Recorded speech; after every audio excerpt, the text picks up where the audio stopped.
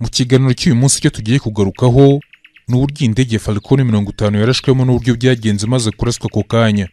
Muri iki kiganiro turifashisha ubuhamya bw'ababonye ibi biba ndetse n'abajyanye na Perezida Habyarimana mu rugendo bwo yajyaga i Dar es Salaam. Kuva mu mwaka w'1990 Perezida Juvenal Habyarimana agiye ku gitutu cyinshi kitaterwaga n'intambara gusa, kubera ko nubwo ku mirongo y'urugamba ingabo za FARC zitari zorohewe n'inkotanyi za RPF, no mu gihugu imbere mu butegetsi bwe no mu nshuti ze ndetse no mu muryango we n'uwo yari yarashatsemo ntiyari yorohewe, kubera ko kuva mu mwaka w'1992 Perezida Juvenal Habyarimana yatangiye kugaragaza ko ashobora kwicarana na RPF inkotanyi akaganira nayo ndetse akayitega amatwi. Ibi rero byari bivuze ko yagombaga no kugira umwanya wo kumva ibyo RPF inkotanyi yasabaga yabyubahiriza intambara igahagarara. Ariko mu gatsiko k'akazu Perezida Habyarimana yari yarahurijemo abantu ba hafi ye, barimo abo mu muryango we n'abo mu muryango yashatsemo ndetse na benshi mu bari mu butegetsi bwe, barimo abasirikare bakuru, abategetsi bo ku rwego rwo hejuru mu butegetsi bwe, abanyamakuru, abaherwe n'abandi batandukanye bo ntibari bashyigikiye politiki ye, ariko mu nyungu ze za politiki yari yabibaze neza, kuko mu mishyikirano yose n'amasezerano ari kugirana na RP inkotanyi yari gusigarana umwanya wo kuba perezida wa repubulika, kuko mu byo RPF inkotanyi yasabaga ntiharimo ko ishaka umwanya wa perezida wa repubulika, ahubwo yashakaga ko u Rwanda ruba igihugu kigendera kuri demokarasi ndetse abanyarwanda bose bakagira uburenganzira bumwe kandi bungana ku gihugu, abari impunzi bagataha n'abari barakandamijwe mu Rwanda bakongera kuba mu gihugu cyabo bemye. Muri aya makarita ya Perezida Habyarimana rero yashakaga gukina, bene abo bari bari ku ibyiza by'igihugu biciye muri politiki zahimbwe n'ubundi na Perezida Habyarimana ubwe, ntibemeranyaga nawe ndetse bari baniteguye kumurwanya. Byose byafashe indi ntera ubwo mu kwezi kwa gatandatu mu mwaka w'1992 ku mategeko ya Perezida Habyarimana ubwe, uri Minisitiri w'Intebe Dr James Gasana yakoraga ku mirimo yabo abari abagaba b'ingabo z'u Rwanda, ni ukuvuga Colonel Serubugarora wari umugaba w'ingabo w'igisirikare cy'u Rwanda FARI, ndetse na Colonel Celestin Rwagafirita wakaba yari umugaba wa Jandarumuri. Bamaze kuvanwa kuri iyi myanya nawe yasa hindura imitegekere y'ingabo, noneho ashyiraho abagaba b'ingabo, aho Perezida Habyarimana afashe General Major Nsabimana Deogratias alias Kastari akamugira umugaba w'ingabo w'igisirikare cy'u Rwanda, ndetse na General Major Augustin Ndindirimana akamugira umugaba w'ingabo wa Jandarumuri. Perezida Habyarimana akimara gukora aya mavugurura mu ngabo byose biteza umwuka mubi, kuko abagabo bombi Colonel Serubugarora na Colonel Celestin Rwagafirita bahise bifatanya n'uruhande rutari rushyigikiye ko Perezida Habyarimana agirana imishyikirano na RPF inkotanyi. Uru ni uruhande rwarimo Colonel Theoneste Bagosora, Lieutenant Colonel Nsengiyumva Anatole, Colonel Dr Baransaritse, Colonel Nubaharora, Major Protais Mpiranya, Colonel Leonard Nkundiye, Major Aloys Ntabakuze, Colonel Felicien Muberuka, General Gracier Kabirigi n'abandi batandukanye. Aka gatsiko k'abasirikare niko katumvaga ko bitashoboka ko haba kugabana ubutegetsi na RPF inkotanyi, bo bavugaga ko ari abanyamahanga, ku buryo umwe muri bo Lieutenant Colonel Nsengiyumva Anatole wari ukuriye iperereza mu gisirikare, adaciye ku ruhande yagaragaje ko yafataga Perezida wa Repubulika ari wemeye ko leta y'u Rwanda ijya mu mishyikirano na RPF inkotanyi. Ni mu ibaruwa uyu Lieutenant Colonel Anatole Nsengiyumva yandikiwe wari umugaba mukuru w'ingabo z'u Rwanda ku itariki 27 mu kwezi kwa karindwi mu mwaka w'1992, ati niwo Perezida atarenganuye abantu be, natava mu byo arimo azisanga ari wenyine. Niba umukuru w'igihugu adashaka inshingano ze akarengera igihugu, azegura abandi babikore. Hari n'abagaragaje ko ariyo mpamvu yatumye Lieutenant Colonel Anatole Nsengiyumva avanwa muri izi nshingano zo gukurira iperereza mu gisirikare akageranwa kuyobora ingabo mu cyari Perefegitura ya Gisenyi aho yavukaga, ngo kubera ko yarengereye akagaragaza agasuzuguro kuri shebuja. Ku mugaragaro Perezida Habyarimana yerekeza mu mishyikirano Arusha muri Tanzania, bamwe mu basirikare bakuru ntibabyumvaga rwose habe na gatoya, ariko byafashe indi ntera ubwo imishyikirano yageraga ku musozo, noneho hagasinywa amasezerano yahawe izina ry'amasezerano y'amahoro ya Arusha. Aya masezerano amaze gusinywa, bamwe mu basirikare bakuru bari bashyigikiye Perezida Habyarimana nabo bamuvuyeho, nabo bajya ku gice kimurwanya, kubera imwe mu ngingo yari muri aya masezerano, ikaba ari ingingo ijyanye no kuvanga ingabo za FARC na RP inkotanyi, aho abasirikare bagumutse kubera ibintu bimwe na bimwe byari muri aya masezerano bumvaga ko bibabangamiye. Ingingo ya mbere yatumye abasirikare benshi bagumuka yavugaga ko ingabo za FARC na RP inkotanyi nizivangwa zizaba ari 19,000, zari kuba zigizwe n'abasirikare 13,000 n'abajandarume 6,000. Ubwo ingabo byari bivuze igisirikare na Jandarumuri, kandi muri ibi 19,000 RP inkotanyi iri kuba yihariye 40% y'uwo mubare, byari bivuze ko rero mu bajandarume n'abasirikare b'u Rwanda 19,000 abaturutse muri RP inkotanyi bari kuba ari 7,600, naho abaturutse muri FARC bari kuba ari 11,400. Ibi rero byahise bituma habaho kugumuka kw'abasirikare kubera ko icyo gihe ingabo z'u Rwanda zari 35,000 hatarazamo ibyo kuvanga. Ni ukuvuga ngo rero abangana n'ibihumbi 23,600 bari guhita basezererwa bagasubizwa mu buzima busanzwe bakaba abaturage. Iki rero ni ikintu abasirikare benshi batashakaga kumva. Ibi rero byatumye bari bafite imyaka myinshi bari bashaje begeraga gusezererwa, ndetse n'abari bamaze igihe kirekire mu gisirikare ukongeraho n'abatari barize. Bose barahise bagira ikibazo ko aribo bagiye guherwaho bagasezererwa, maze bahita biyunga ku ruhande rwarwanyaga amasezerano yarusha na Perezida Habyarimana wari warayasinye. Ariko nanone abasirikare bakuru bari bafite indi mpamvu yihariye yo kurwanya Perezida Juvenal Habyarimana n'amasezerano ye yarusha, kubera ko aya masezerano yanavugaga ko ingabo nizivangwa ubuyobozi bw'ingabo buzaba burimo mu mubare ungana. Ni ukuvuga ko abagombaga kuva muri RPF Inkotanyi ndetse na FARE bagombaga kuba ari 50-50. Ibi rero byatumye barwanya Perezida Habyarimana by'akataraboneka, kuko ngo bumvaga kandi niko babibonaga ko Perezida Juvenal Habyarimana rero abagambana asinye amasezerano yarusha, akemerera RPF Inkotanyi kwinjira mu gihugu impunzi zigataha, ndetse na RPF ikagira imyanya muri politiki ndetse no mu gisirikare. Ibi bitekerezo byari byiganje mu gice cya Hutu Power cyari mu gisirikare, cyari kigizwe ku mubare munini n'abavugaga muri perefegitura za Gisenyi, Ruhengeri ndetse na Byumba. Kwiyumva no gutekereza gutya ntibyari mu basirikare gusa, ahubwo na bamwe mu banyapolitiki biyumvaga batyo, barimo n'uwari umuyobozi mukuru wa MRND Ngirumpatse Matayo, wari umunyamabanga mukuru wa MRND Joseph Nzirorera, wari minisitiri w'ingabo Bizimana Augustin, ndetse n'uwari umuyobozi w'ibiro bya Perezida wa Repubulika Enoch Ruhigira. Nabo ntibari bashyigikiye Perezida wa Repubulika ndetse n'isinya ry'amasezerano yarusha. Kuri Ngirumpatse Matayo wari boss wa MRND, we byari byihariye kuko ngo ubwo Perezida Habyarimana ajyaga muri Uganda guhura na Perezida Museveni mu kwezi kwa gatatu mu mwaka w'1994 atamumenyesheje, ndetse no muri Kongo mu kwezi kwa kane mu mwaka w'1994 atamugishije inama, ngo bifashe nk'agasuzuguro cyane. Ibi nabyo reka mbibasobanurire neza. Ubundi mu mezi abanza y'umwaka w'1994 Perezida Habyarimana yabaye nk'uwisubiraho ku masezerano yarasinye i Arusha yo gushyiraho guverinoma ihuriweho. Arangije imihango yo kwishyiraho ayitinza ku bushake, ariko igitutu cy'amahanga cy'ibihugu nka Leta Zunze Ubumwe za Amerika, Ububiligi ndetse na Banki y'Isi cyamwikubiseho kenshi kimuvana ku izima, ndetse anagisha inama abandi bayobozi bo mu karere. Ni muri ubwo buryo ku itariki ya 9 mu kwezi kwa gatatu mu mwaka w'1994 yerekeje i Kampala kuganira na Yoweri Kaguta Museveni wa Uganda, ndetse tariki ya 4 mu kwezi kwa kane mu mwaka w'1994 yerekeza i Badorite muri Zaire kuganira na Marshal Mobutu Sese Seko wategekaga Zaire. Kuri Matayo Ngirumpatse rero ngo kujya i Kampala kwa Habyarimana atabanje kumugisha inama ryari kosa Habyarimana atari kubabarirwa. Rero biciye mu mitwe yarashinzwe n'abo basirikare batari bakivuga rumwe na Perezida Habyarimana, harimo uwitwaga Masasu ndetse n'undi witwaga Baruharaniye, ndetse n'abandi banyapolitiki baraba hafi mu kazu. Ngo ku itariki ya 4 mu kwezi kwa kane mu mwaka w'1994 nibwo hafashwe umwanzuro wo kurasa indege ya Perezida Habyarimana igihe ari kuba avuye mu nama i Dar es Salaam. Iki cyemezo cyafashwe ndetse kiba ntakuka nyuma y'uko ku itariki ya 2 z'ukwezi kwa kane mu mwaka w'1994 Perezida Habyarimana yaramaze kwemerera uwari intumwa y'umunyamabanga mukuru w'umuryango w'abibumbye mu butumwa bwa Minwari ni Jacques Roger Bubu, ubwo bari mu Gasiza ku Gisenyi ko nyuma y'inama y'abakuru b'ibihugu ya Dar es Salaam muri Tanzania amasezerano yarusha azashyirwa mu bikorwa. Kandi mu buhamya bw'abasirikare barindiraga umutekano Perezida Habyarimana, ngo icyo gihe nibwo Joseph Nzirorera yagerageje kuvuguruza Perezida Habyarimana amubwira ko batazabimwemerera, ngo ariko ibyo by'uko Nzirorera na bagenzi be batazamukundira kubikora ntibyabujije Perezida Habyarimana guha amabwiriza Enoch Ruhigira wari umuyobozi w'ibiro bya Perezida gutegura imihango yo kuzarahiza guverinoma y'inzibacyuho yaguye nk'uko yaremejwe mu masezerano yarusha.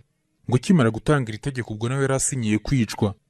Umwanditsi w'umwongereza Andrew Willis mu gitabo cye Steeped in Blood, Akazu and the Architects of Rwandan Genocide Against Tutsi, yavuze ko akazu kahise kabifataho umwanzuro ko noneho ubu Perezida Habyarimana yari afite umumaro yapfuye kuruta uko ari kuba ari muzima, ubwo icyemezo cyo kumwica cyahise gifatwa. Andrew Willis yanditse ko bishoboka cyane ko mu ijoro rya Pasika tariki ya 3 z'ukwezi kwa kane mu mwaka w'1994 aribwo Habyarimana afashe icyemezo ntakuka, ngo kuko kuwa mbere tariki ya 4 z'ukwezi kwa kane mu mwaka w'1994 aribwo yaha Enoch Ruhigira amabwiriza yo gutegura imirimo yo kurahiza guverinoma.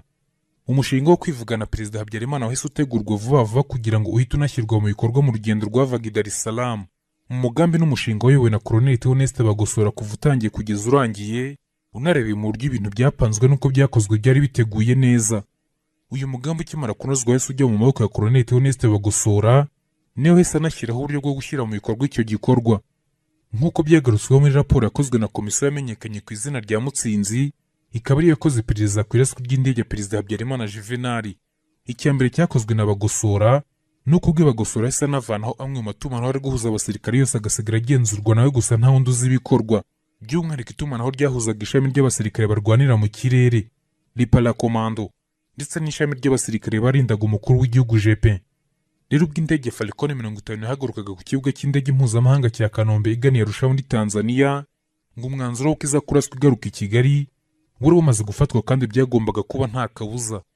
Ubwo indege yarahagurutse igana Dar es Salaam ndetse nk'ibisanzwe, ariko ku munsi wo gupfa kwa perezida hatangiye kugaragara byinshi bidasanzwe na mbere y'uko anahaguruka mu Rwanda. Icya mbere kigaragaje n'uburyo wari umugaba mukuru w'ingabo General Major Nsabimana Deogratias nawe yaje mu biteguye kurira indege bagiranye na perezida. Ibi byari bibaye ubwa mbere kuva mu mwaka w'1973 kubona umugaba w'ingabo ajyana na perezida mu ruzinduko hanze y'igihugu, ngo ndetse kandi kubona General Deogratias aje ndetse n'ibyangombwa bye nk'uwiteguye urugendo byatangaje buri wese uturutse kuri perezida Habyarimana ubwe, ku buryo perezida yanabajije Castari niba wari bujyane, undi nawe amusubiza ko yahawe ubutumire mu nama y'i Dar es Salaam, ariko mu buryo byagaragariraga buri wese perezida Habyarimana yatunguwe no kubona Castari. Ibyo byemezwa n'abasirikare bacungaga umutekano wa perezida Habyarimana bamuherekeje i Kanombe mu gitondo cya tariki ya 6 z'ukwezi kwa kane muri uwo mwaka w'1994. Ibyo kujya i Dar es Salaam kwa Castari tuzabigarukaho byihariye mu kiganiro cyabyo, kuko ni bimwe mu bigaragaza umugambi karundura wari wanogejweho kurimbura perezida Habyarimana ndetse no guhita jenoside ishyirwa mu bikorwa, kuko Colonel Theoneste Bagosora atashakaga uza kumubangamira mu gukora ibintu by'uko yabiteguye, ndetse niko byaje no kugenda kuko perezida Habyarimana amaze gupfana na Castari byahuje nuko minisitiri w'ingabo Augustin Bizimana atari mu Rwanda nawe yari muri Cameroon. Ibi byatumye ubuyobozi n'amategeko ku ngabo byose ubwo bisigara mu maboko ya Colonel Theoneste Bagosora, maze arangije nawe ategeka ingabo ze gutsembaho abatutsi bakabamaraho. Castari yabonwaga n'abashakaga kwica Habyarimana nk'uzabangamira imigambi yabo bahitamo kumwica nawe. Perezida Habyarimana ageze muri Tanzania yasanze hari abandi bakuru b'ibihugu batandukanye ndetse n'abari bahagarariye abatari bahaje. Muri Tanzania uretse perezida Habyarimana w'u Rwanda na Ali Hassan Mwinyi, perezida wa Tanzania wari wateguye iyi nama akayitumira ndetse akanayakira ku murwa mukuru i Dar es Salaam.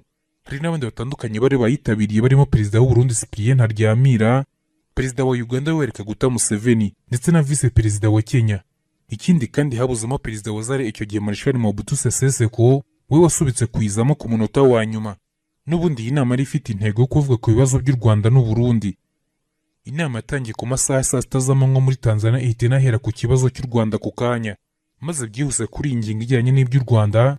Perezida Habyarimana nk'uko yari yasize abitegetse mu Rwanda yahise atangariza inama yose ko witeguye gukurikiza amasezerano ya Arusha, ndetse akazahita arahiza guverinoma nk'uko byateganywaga n'amasezerano ya Arusha agisubira i Kigali. Ibyo rwose nta nubwo byatinzweho mu nama kubera ko icyo abayobozi bifuzaga cyari kibonetse, ndetse bahise bakimukaho bajya ku ngingo ivuga ku bibazo by'Urundi, naho hari ibibazo bya politiki kuva mu kwezi kwa 10 mu mwaka w'1993 ubwo perezida Melchior Ndadaye yicwaga. Icyo nicyo noneho inama yahugiyeho naho iby'u Rwanda byari bimaze kubona umurongo, ubwo inama ikomeza yiga ku bibazo by'u Burundi. Noneho rero bigeze mu masaa 10 z'umugoroba umwe mu bapilote batwaraga Falcon 50 indege ya perezida Habyarimana bagaragaje ko gusubira i Kigali mu ijoro byari biteye impungenge n'inkeke.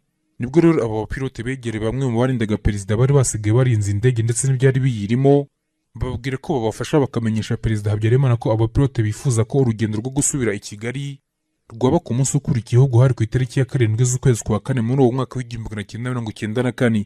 Iki gitekerezo n'icyifuzo barimo bitanga bitewe n'uko ngo aba bapilote b'Abafaransa bari bafite amakuru y'uko indege ishobora kugabwaho igitero. Umwe mu basirikare bavugishijwe n'aba bapilote ni Senkeri Saratsi rero ufite ipeti rya kaporari icyo gihe, akaba ari umwe mu barindaga perezida Habyarimana. Mu buhamya bwe aganira na komisiyo Mutsinzi nawe yabigarutseho agira ati, nari ndi kumwe na mugenzi wanjye witwa Nzabirinda, twari ku kibuga cy'indege dutegereje ko perezida aza. Ahagana mu masaa 10 y'umugoroba nibwo batubwiye ko perezida none haje ariko atarahagera. Umwe mu bapilote batwaraga indege aza dusanga aho turi, maze dusaba ko twabwira perezida wacu ko gusubira i Kigali muri aya masaha byarimo ingaruka nyinshi cyane. Nese mubaza izo ngaruka izo arizo, nawe ansubiza ko yari afite amakuru ko indege ishobora kugabwaho igitero.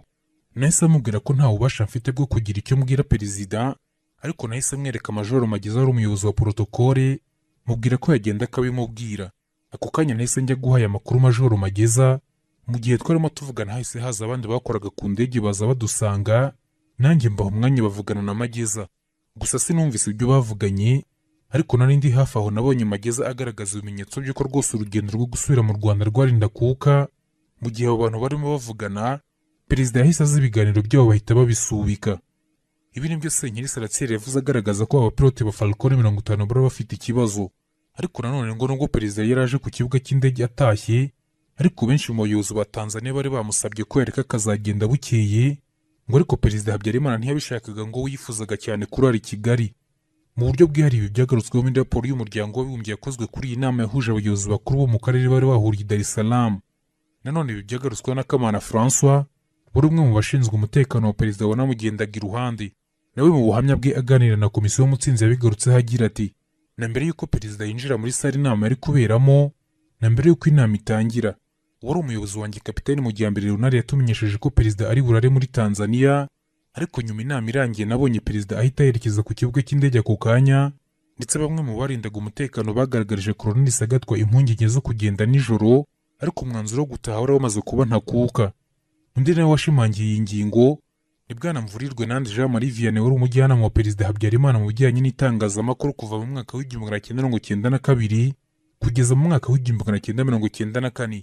Nawe yabigarutseho avuga ko delegasiyo y'u Rwanda asigaye i Dar es Salaam yakomeje kwishinja urupfu rwa perezida Habyarimana. Mvurirwe Nandi Jean Marie Vianney nawe yaragize ati: nanone numvise bamwe twasigaranye i Dar es Salaam bavuga ko perezida Mwinyi yasabye Habyarimana kurara muri Tanzania, ariko ngo Habyarimana yarabyanze, kandi abasigaye i Dar es Salaam babiganiriye amakuru y'urupfu rwa perezida Habyarimana kibageraho. Perezida Habyarimana akiva mu nama amaze kwiyemeza gutaha i Kigali, nibwo yasanze abasirikare barimo Kaporali Senkeri Saratiyeri nabo barimo kuvugana. Ubwo nibwo perezida Habyarimana we yahise yihuta yinjira mu ndege Falcon 50 ndetse anatumira mugenzi we w'u Burundi Cyprien Ntaryamira kugira ngo bajyane mu rugendo rwo gukomezanya Habyarimana i Kigali, noneho rugakomezanya Ntaryamira i Bujumbura, byose bikozwe n'indege Falcon 50. Ariko nanone mbere y'uko iyi ndege Falcon 50 haguruka ngo hagaragaye igihunga cyinshi, kuko bwa mbere mu mateka ye ari perezida. Ni ubwa mbere Habyarimana yinjiye mu ndege akongera akayisohokamo, ubwo yahamagaraga General Nsabimana Deogratias alias Kastari na muganga we Akingene Emmanuel, wari muganga w'ihare, ngo bari banza kwinjira mu ndege. Ibi nabyo Kaporali Senkeri Saratiyeri arabyibuka neza kuko yari ku kibuga cy'indege mpuzamahanga cya Dar es Salaam abyitegereza n'amaso ye ubwo ibi byabaga, ndetse nabyo yabigarutseho aganira na komisiyo y'umutsinzi ati: ubundi mu bisanzwe mu ngendo zose twakoranye na perezida Habyarimana, buri gihe nawe winjiraga bwa nyuma mu ndege. Ni nako yabigenje i Dar es Salaam, ariko ageze mu ndege yasanze General Nsabimana na Dr Akingene Emmanuel batarimo. Perezida Habyarimana yahise asohoka mu ndege, ikintu atari yarigeze akora na rimwe, maze avuga mu ijwi riri hejuru ati: Akingene yari he? Yanze kuza. Nsabimana ari he? Nawe yanze kuza. Nyuma yahise aza ababaza ati: kuki mutinjira mu ndege? Nabo bahise bamusubiza ko bumvaga imyanya yashize, ko yaba yicawemo n'abarundi bari bazanye na perezida w'u Burundi. Ako kanya perezida Habyarimana yahise ababwira ati: nimwinjire vuba vuba tugende. Maze nabo barinjira, indege irafungwa nk'uko nyine Saratiyeri abivuga. Ubwo ni nabwo bwa nyuma we n'abandi barindaga perezida Habyarimana babonye shebuja n'aba bantu bose binjiranye mu ndege nawe, kuko nyuma yaho ntibyongeye gushoboka kuko bahise bapfa. Gusa kuri aba bagabo bombi, yaba Dr Akingeneye ndetse na General Nsabimana Deogratias, bidasubirwaho bari bafite amakuru y'uko iyi ndege ishobora kuraswa, kandi ngo ntibashakaga kwinjira muri iyi ndege yari igiye kubaganisha mu rupfu babibona. Ariko kubera kubaha umuyobozi wabo wemeye kwinjira mu ndege ariko bafite imitima ibiri, yewe n'ubundi byarangiye bapfuye. Kuba babonye binjira mu ndege ntabwo bari bishimye, basaga n'abafite amakuru, ariko shebuja wabo perezida atashakaga kumva, kuko muri we kurara i Kigali niyo yari intego ye. Mu masaha ya saa 12 indege yarahagurutse yerekeza i Kigali. Ubwo ariko nanone Falcon 50 imaze guhaguruka, nyuma y'iminota 30 indege yatwaraga perezida w'u Burundi yitwaga Beechcraft, ni indege yari itwawe na Colonel Nihana. Nayo yahise ifata urugendo yerekeza i Kigali kugira ngo ihageze abadiplomate b'Abanyarwanda bari baje muri Falcon 50 mu gitondo, ariko batasubiranye nayo kuko imyanya yabo yari yamaze kujyamo perezida w'u Burundi ndetse n'abandi baminisitiri be babiri. Ku masaha ya saa 2:25 indege Falcon 50 yari itwaye perezida Habyarimana nabo bari bari kumwe, nayo yari imaze kugera neza i Kanombe yiteguye kumanuka. Icyo gihe nibwo buri wese mu nshingano ashinzwe yatangiye kwitegura kugira ngo perezida yitabweho akimara kuva mu ndege, nk'uko byari bisanzwe, kuva ku bari bashinzwe umutekano we bamugendaga iruhande kugeza ku batwaraga ibyo perezida yitwazaga mu rugendo, bose bari biteguye. Maze mu kanya gato cyane nk'ako guhumbya mu buryo butunguranye, misile ebyiri zihuse zakubise indege zirayishwanyaguza, maze ifatwa n'umuriro kuvugwa kugeza iguye mu rugo kwa Perezida Habyarimana. Ako kanya ibintu byose bicika mu gihugu cyinjira mu icuraburindi rya jenoside yakorewe Abatutsi, kuko ako kanya mu kajagari Kanombe Abatutsi bahise batangira kwicwa, ndetse no mu minsi 100 yakurikiyeho Abatutsi barishwe cyane, guhera ku bana bari mu nda za ba nyina kugeza ku basaza rukukuri mu mugambi karondora wo gutsemba Abatutsi burundu. Ariko se muri iryo joro ryo kuraswa kw'indege Habyarimana ibintu byagenze bite? Reka nabyo twifashishije abatanga ubuhamya bari bahari batanze ubuhamya bwabo muri raporo zitandukanye zagarutse kuri iyi ngingo. Cyane cyane ubuhamya ngiye kugarukaho nabwo twavanye muri raporo Mutsinzi. Ubundi ugiye kureba mu nyandiko ya tariki ya 4 z'ukwezi kwa gatandatu mu mwaka w'1994 yo mu biro byari bishinzwe kuyobora indege, ubona ko indege yarashwe hagati ya 2:21 na 2:25, kuko kuri iyo saha 2:21 aribwo bwa nyuma ubutumwa bwavuye ku ndege ya Falcon 50 bwa nyuma bwaje buvuga ko indege yiteguye kumanuka. Ubwo nibwo nyuma yaho 2:25 indege yarashwe. Ubwo ikiraswe ibintu birahinduka kuba ari ku kibuga cy'indege i Kanombe. Uwitwa Patrice Munyaneza wari mu cyumba kigenzurirwamo indege ndetse n'ibijyanye n'ikirere wari uri ku kazi muri iryo joro, akaba ari nawe wavuganaga n'abapilote bari batwaye Falcon 50 ya Perezida Habyarimana. Ibyabaye iryo joro ni ikintu atazigera yibagirwa mu buzima bwe bwose, nawe abyibuka neza cyane nk'aho byabaye ejo.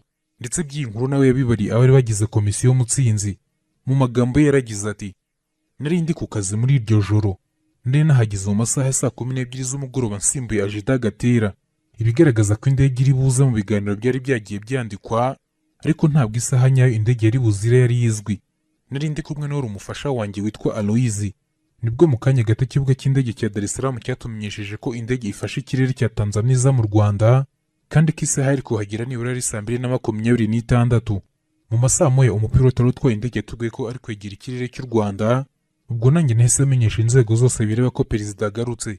Nanone umupilote utwaye Perezida yongeye kumpamagara ambwira ko ageze mu kirere cy'u Rwanda, anasaba kumutegurira urugendo rwari guhita rwerekeza i Burundi. Patrice Munyaneza yakomeje agira ati: mu gihe twiteguraga ko indege igiye kumanuka twarayirebaga neza, ino mu gihe niteguraga guhurushya umupilote kugira ngo amanure indege ya parike, numvise urusaku rw'ibiturika. Mu gihe nari nkitegereza nabonye indege igurumana imbere ku kizuru. Ubwo nahise nihuta mpamagara umupilote ariko ntiyanyitabye. Nahise amenyesha abari hasi kujya kureba iki indege ibaye, ariko ako kanya umuriro wahise uvanwaho bitegetswe n'inzego zishinzwe umutekano. Muri ako kanya barindaga umukuru w'igihugu batubujije kugira indi ndege twakira, ndetse mu kanya gato umwe mu bayobozi bakuru b'ikibuga cy'indege Bwana Simbizi Zitani aherekejwe n'abasirikare barendaga umukuru w'igihugu wese baza aho nakoreraga, mu rusaku rwinshi no kwanduranya n'amahane menshi, baza bambaza uko bigenze. Mu gihe ntangiye gusobanura bahise batwara inyandiko zose zari ziraho zari zifite aho zihuriye n'indege. Umuriro wari wava nk'ubwo twese tubuzwa kugira indi ndege twakira. Aha ndabibutsa ko uyu Patrice Munyaneza ari umuntu wari urimo uyobora indege. Undi wagarutse ku buryo indege yarashwemo abireba neza ni Elizafani Kamari, wari umwe mu bashinzwe umutekano, wari uhagaze neza imbere y'inzu yakorerwagamo n'abagenzuraga indege. Ubwo neza nawe uri ku nzu Patrice Munyaneza yari arimo, nawe yabisubiyemo agira ati: nimugoroba nari ahagenzurirwaga indege, nari nambaye imyenda ya gisivile, ariko nari nkivugana n'abari hasi bambaye imyenda ya gisirikare bategereje indege ya Perezida. Noneho mu gihe twayirebaga mu kirere gikeye i Masaka, ubwo misile ya mbere yahushaga indege ikayica hejuru, iya kabiri yahise yikurikira yihuta ikubita ibaba ry'ibumoso, iya gatatu yakubise kabine ahicara abapilote. Ntabwo indege yahise isandara ako kanya, ahubwo yagiye yaka umuriro imanuka isandara, imaze kwikubita hasi iraturika ibaba rigwa inyuma y'uruzitiro mu biti byari inyuma ya pisine. Aho uruzitiro na pisine Kamari avuga nibyo mu rugo rwa Perezida wa Repubulika Habyarimana i Kanombe. Indege ikimara kuraswa, abasirikare bakuru b'abahutu b'abahezanguni bose bari mu mugambi wo kurwanya Perezida Habyarimana batangiye kuza mu rugo kwa Perezida Habyarimana. Uwa mbere wahageze ni Major Aloyizi Ntabakuze, kandi uyu nguyu Ntabakuze yaje amaze gukorana inama n'abasirikare b'abaparakomando babaga mu kigo cya gisirikare cya Kanombe, maze babwira ko Perezida wabo Habyarimana yari amaze kwicwa n'inkotanyi ndetse n'abatutsi. Yababwiye ko kwica abatutsi rero ariko guhorera kwa nyako Perezida Habyarimana. Ibyo bivuze ari kumwe na Lieutenant Colonel Grégoire de Sequentier, umusirikare w'umufaransa wari mu Rwanda wahise uyobora itsinda ry'abasirikare bagiye mu rugo kwa Habyarimana, aho indege yari irimo gurumana bajya gushakayo agasanduku k'umukara kagaragaza amakuru yose y'ibyabaye mu ndege mbere y'uko igwa. Ubwo ni nako muri ako kanya imirambo y'abaguye mu ndege yari irimo ikurwamo. Ni ibikorwa byari bihagarariwe na Colonel Dr Waransa Letero, umuyobozi mukuru w'ibitaro bya Kanombe. Mu ijoro rwagati Major Protais Mpiranya uyoboraga umutwe w'abasirikare barindaga Habyarimana nawe yaje kwa Perezida Habyarimana mu rugo, ndetse na Madamu Jeanne Habyarimana umukobwa wa Perezida Habyarimana n'umugabo we nabo bahise bahagera bidatinze. Undi musirikare mukuru wahise ajya mu rugo rwa Perezida Habyarimana ni Colonel Felicien Muberuka, ari umuyobozi mukuru w'ikigo cya gisirikare cya Kanombe. Indege ya Habyarimana ikigwa aho yari yaguye hahise hashyirwa agatsinda gato k'abasirikare bitwaga CRAP, bari bizewe bitangaje kuko bari baratorejwe kujya mu mirongo ya RP ngo bafite gahunda yo kwica abayobozi bakuru bayo. Abari nabo bagiye mu myitozo yatanzwe na Kapiteni Bariri muri Operation Insecticide twagarutseho byihariye cyane mu kiganiro twayikozeho. Iyi CRAP rero niyo yahawe inshingano zo kurinda indege. Ubwo ariko nanone Abafaransa bari bakomeje gushaka agasanduku k'umukara, ariko muri iryo joro ntibakabonye, ahubwo baragiye bagaruka mu gitondo cya saa 2 bakomeza aho bari bageze. Barangije bageze ubwo bakabonye umwe mu basirikare bari barinze aho indege yari yaguye witwa Zigira Umugabe yaragize ati, mu masaha agana saa 2 za mu gitondo baragarutse barakomeza barashaka. Barangije numva babwiye umuyobozi wacu wari utuye wo muri Liyetona ntibuka izina ko icyo bashakaga bakibonye. Icyo babonye nubwo batakivuze izina, ariko ntekereza ko ari boîte noire. Ubwo bikaba bivuze ko nk'uko benshi mu bashakashatsi benshi babigarutseho ko mu buryo budashidikanywaho Abafaransa aribo bazi neza urashe indege ya Habyarimana, kubera ko aribo bafite agasanduku k'umukara cyangwa se boîte noire. Ibi bijyanye n'ufite agasanduku k'umukara byateje ikibazo gikomeye nyuma y'iraswa ry'indege Falcon 50, kubera ko uwo ari we wese wayihishe nta kindi yashakaga kitari guhisha umuhwanya warashe indege yari itwaye Perezida Habyarimana. Ariko ku mubare munini abari Kanombe muri iryo joro bashinja abasirikare b'Abafaransa bari bayobowe na Lieutenant de Sequente kuba ari nabo bahise bihuta vuba vuba bagashaka ku gasanduku k'umukara bakagatwara. Indege ikimara kuraswa igasandara, abari bayirimo bose uko ari 12 bagapfa nta n'umwe urokotse. Nta mwanya na muto uciyemo ako kanya abanyapolitiki b'abahezanguni muri MDR ndetse n'abasirikare bakuru batari bashyigikiye amasezerano ya Arusha ndetse n'abandi bose bari bahuriye mu gatsiko k'akazu bahise batangaza ko indege yarashwe na RPF Inkotanyi. Nta kindi kibaye mu mbaraga karahuta kabese batangira umugambi wabo wa jenoside. Ibi byatangazwaga kandi nta perezida na rimwe ryabayeho, kuko muri ako kanya ahantu hose Abatutsi batangiye kwicwa bazizwa ko ari ibyitso by'inkotanyi zari zarashe Habyarimana. Iyi mvugo ko indege yarashwe n'inkotanyi yarakoreshejwe mu gihe cya jenoside ndetse na nyuma yaho by'umwihariko abapfobya n'abahakana jenoside.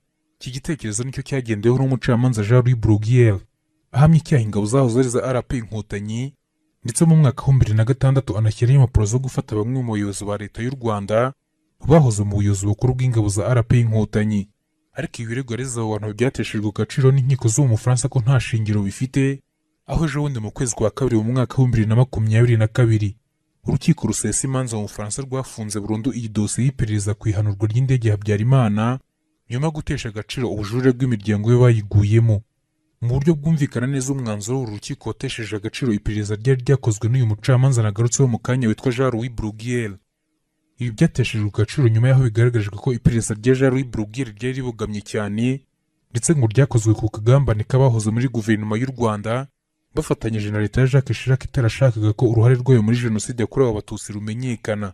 Icyo abashakashatsi benshi bahurijeho nuko ibyo Bruguière yashyize hanze ari ibikubiye mu buhamya n'ibitekerezo yahawe n'ubundi n'abari abayobozi bakuru muri leta y'icyo gihe, ndetse babaye n'abambere mu guhita bashinja RP nyuma y'iraswa ry'indege, barimo Theoneste Bagosora, Jean Kambanda, Ngirumpatse Matayo, Ngeze Hasani n'abandi batandukanye.